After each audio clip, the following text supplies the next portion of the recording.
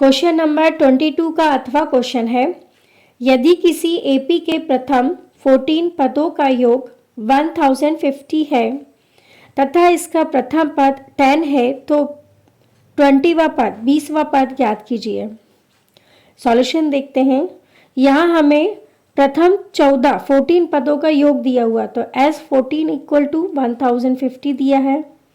हमें यहाँ पर 14 पद दिए हैं, इसका मतलब n इक्वल टू 14 दिया है।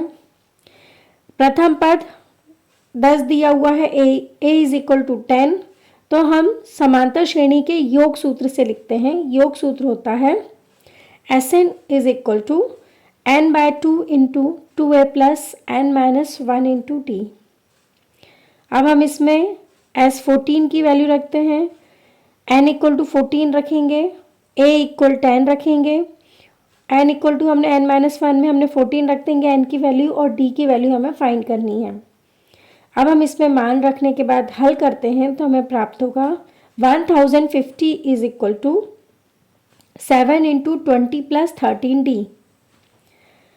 अब हम इसे लेफ्ट हैंड साइड को राइट हैंड साइड में लिख देते हैं, राइट हैंड साइड को लेफ्ट हैंड साइड में। ऐसा हमने इसलिए किया, अननोन वैल्यू को हम लेफ्ट हैंड साइड में ले जाते हैं।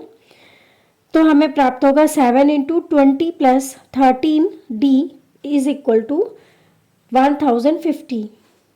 हम 7 जो मल्टीप्लाई में है ट्रांसफ़र करेंगे तो डिवाइड में प्राप्त होगा।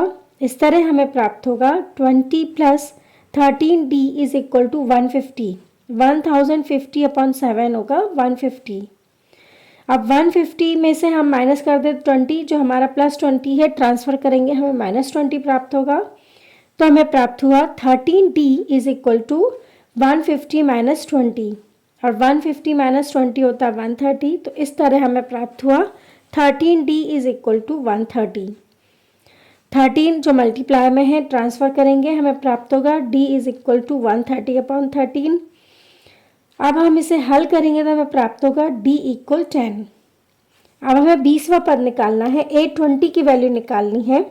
तो हमें जैसा कि हम जानते हैं कि an इज इक्वल टू होता है a plus n-1 into d। अब इसमें हम n इक्वल टू 20 रखते हैं, a इक्वल 10 रखते हैं और d इक्वल 10 रखेंगे। तो हमें प्राप्त होगा a20 is equal to 10 plus 20-1 into 10। इसे हम हल करेंगे तो हमें प्राप्त होगा a20 is equal to 10 plus 190। 10 plus 190 is equal to 200। इस तरह हमें प्राप्त हुआ a20 इज इक्वल टू 200।